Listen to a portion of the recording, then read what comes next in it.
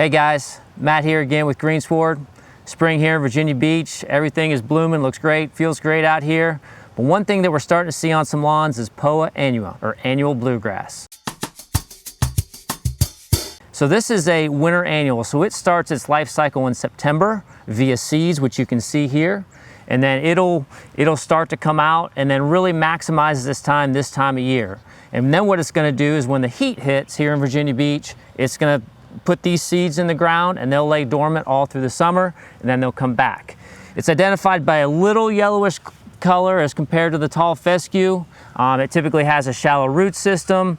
It likes moistened areas either by low areas or increased irrigation. It has a boat-shaped tip as compared to tall fescue, but this is probably one of the biggest weeds. You just say, Matt, well, it's a grass. Yes, it is a grass, but it's also considered a weed because we don't want it in the fescue lawns. We don't want it on the warm season turf. It is technically a grass and probably a very tough competitor for both of those turfs. The folks at Virginia Tech are really doing some good research on getting rid of this, especially in bent grass putting surfaces. Some of that chemistry has not come to the landscape market yet, but keep an eye on this one. The best way to attack it is around Christmas time, when it's a little bit smaller. So anyways, Poa Annua, annual bluegrass, you'll probably see it. It's getting ready to die off here in Virginia Beach, but we'll probably see it back in September.